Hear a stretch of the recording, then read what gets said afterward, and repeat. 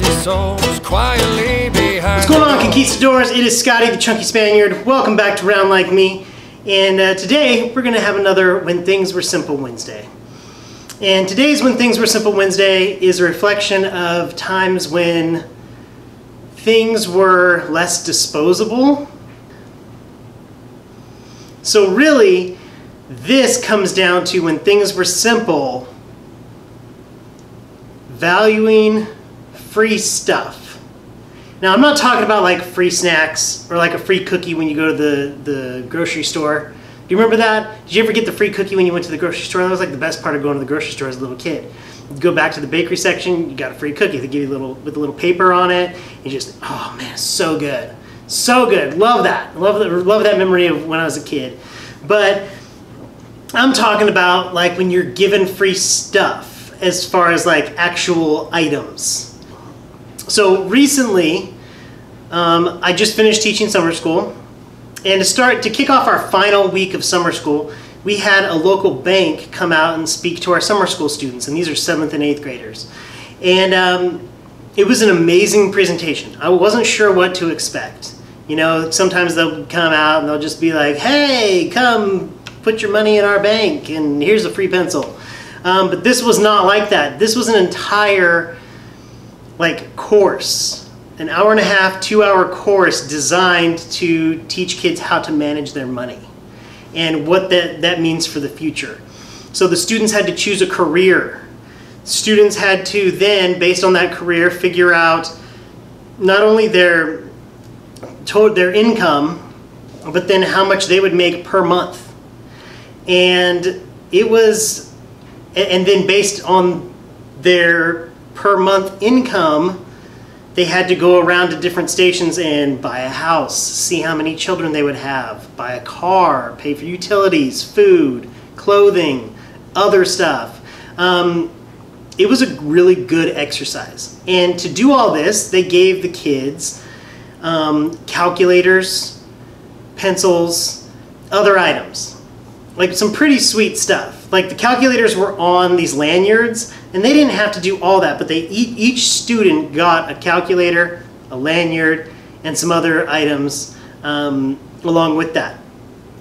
And what made me think about this was, if I was in school, when I was in school, getting something free like that, like a calculator, was a big deal. I mean, I held on to that stuff forever. Even when the battery died, I would still hold on to it because it was this cool thing and maybe just a reminder. What cool things did you hold on to as a kid, or did you cherish that were given to you? And I'm not talking about like holidays or birthdays. I'm just talking about like at school presentations.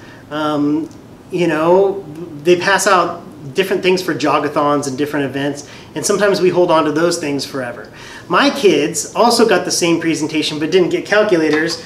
They got a piggy bank, cute little piggy bank. And as I'm looking at this, there's actual crayons with the bank's logo on the inside on the box. And you don't see it like destroyed. My kids are using it, they're holding on to it, they like it. We even have got a little wooden ruler from them.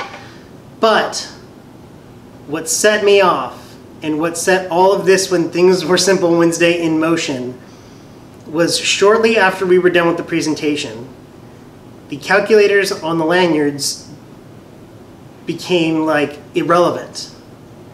Now this is something these kids could use in this coming year in class, these calculators. Sure, they're probably going to say, well, I've got a calculator on my phone, right? I got a calculator right here. Not every teacher is going to let you use your phone in class, because let's be honest, when you get out your phone to use your calculator, you're checking, you're not just getting it out to check that, you're checking to see if anybody, like how your class is doing. Okay, if you need to open a chest on Clash Royale, who Snapchatted, who snapped you? Snapped you sounds so weird. But if you have any text messages, you're checking all of that stuff. We all do it. And I'm not stupid. The kids think that I don't know. They're just getting out the calculator and they're so innocent. No, I know you have a calculator here. But we'll get back to the phone in a minute.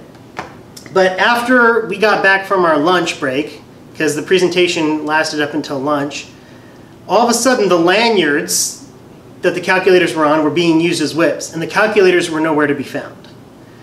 Until I started seeing these little black pieces of plastic all over the hallway. Yeah, black pieces of plastic that looked like this. And I'm gonna, do you see? Can you see? Can you see?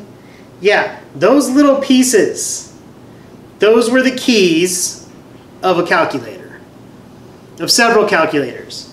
I mean, I did find one intact. They had ripped off the keyboard from the calculator and had basically essentially destroyed the calculator and were ripping off the numbers and throwing them at each other.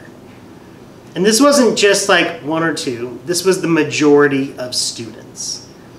To the point where I never saw a calculator again the rest of the week, even though I taught math and I was letting them use their calculators for certain things. There was no value placed on something that was given to them that was actually of use and could have been awesome. And could have been a reminder of, oh my gosh, that's right, I do need to manage my money. Instead of buying a bag of Takis every morning, or Funyuns, or spending all my money on Starbucks all the time. But no, that's not what happened. They were throwing these things, there were pieces all over, and I was so bummed about that. And it took me back to, we used to value things more, I believe. I did, anyway, and I'm trying to teach my kids to do the same. And maybe this is just a lack of parenting, but we live in this disposable world. And toys, my kids are still playing with my Tonka toys. Things used to be built to last. And I think even you go even farther back, they were built to last even more so before I was even born. You had more parts and stronger gears and things like that that were created. Now things are designed to die. How many of you know that if you have an iPhone and you update, you know before an iPhone comes out that it is like somehow hardwired into that your phone is going to slow down to the point where you, every time you do install the update, to the point where you're just fed up and you buy the new one. Think that's a coincidence? No. That would be a yeah, nope. But, I mean, even phones. Phones are something that's even disposable now. Next time you're at school, if you're a kid watching this, or if you're an adult and you're hanging out with, and you see, and you're an adult hanging out with a bunch of kids, creepy. But if you're a teacher or you're around children and in a, good way, look at their phones. How many of their phones are cracked and destroyed? Like if I was given something this cool, I mean, I remember when the Game Boy came out. That thing, I mean, besides it was like as heavy as a brick, probably because of all the batteries, the AA batteries you had to throw in the back of that thing. But I mean, that thing was precious to everyone that had it.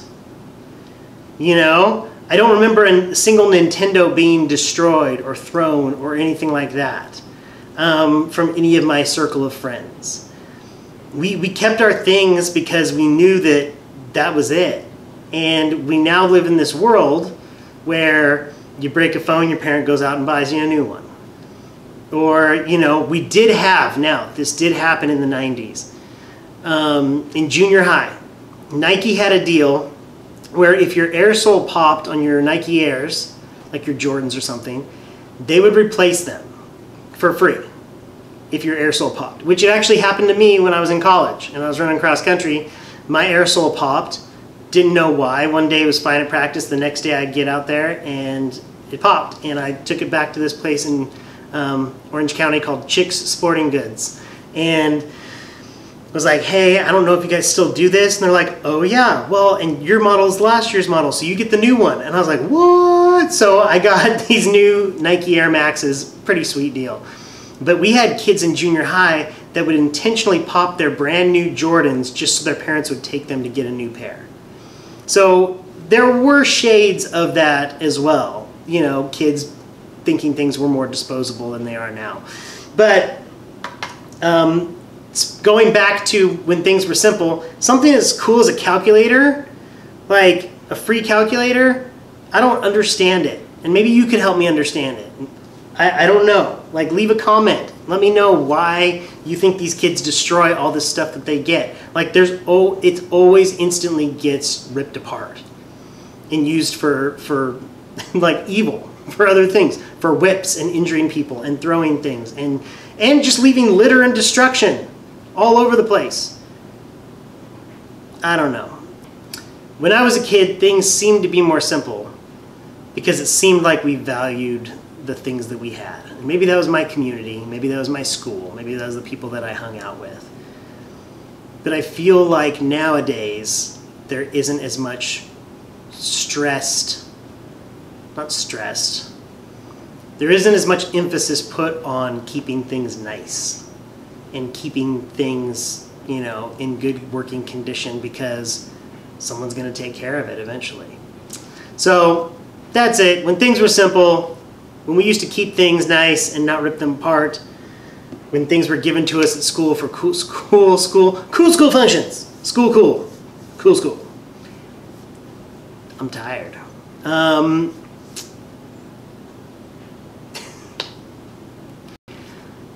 You have a good day. I'll see you next time, Conquistadors, and remember to be a better person tomorrow than you were today. And if you get something free, try and keep it nice. And if you don't want it, give it to someone that might enjoy it. Okay? Or donate it. I mean, there are a million other people that would probably cherish or value the thing that you're willing to throw away. I could have used those calculators in my classroom. Like, don't destroy them, just give them to me. I'll use them in my classroom. Yeah. Think of other people. Okay? All right. Until next time, see you later. Bye.